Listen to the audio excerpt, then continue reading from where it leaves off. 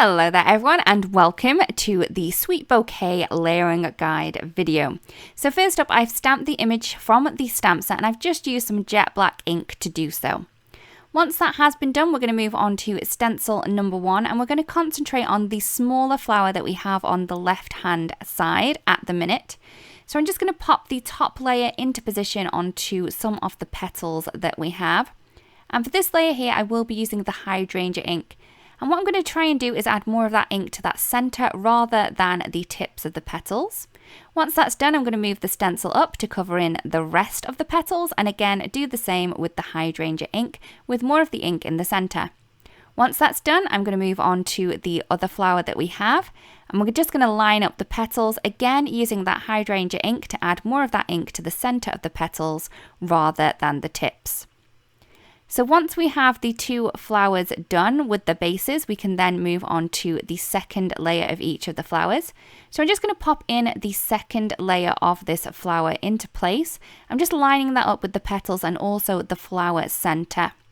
So for this layer here, I will be using the ultraviolet ink to add that into place. Once that's done, I'm just going to shift that stencil over to the second flower, the larger of the two, again lining up the petals and also that flower center that we have, and using the ultraviolet ink to add the ink through the stencil. Once that's done, we can move on to the third layers of these flowers. So they're just going to line up just in one go to both of the flowers. So we're just lining up the flower centers for these ones.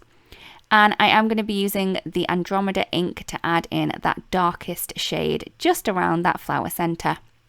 Once that's done, all we need to do is move the little flower centers into place, and I'm just going to pop them into the centers of the flowers, and I'm going to be using the chamomile ink to add the ink into place there.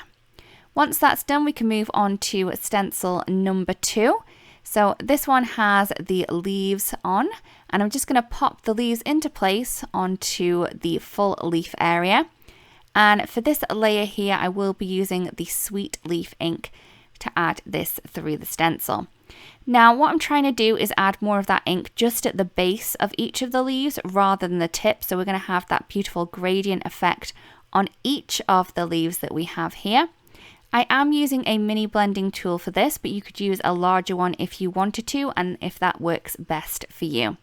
So once I've finished with the ones on the top, I'm going to go in with the ones at the bottom, again doing that same technique of adding more of that ink to the base of the leaf and then less to the tip. Once that's done, I'm just going to move this over slightly, so we're going to add in half of the leaves on this stencil here, and this has like the line images on this side as well.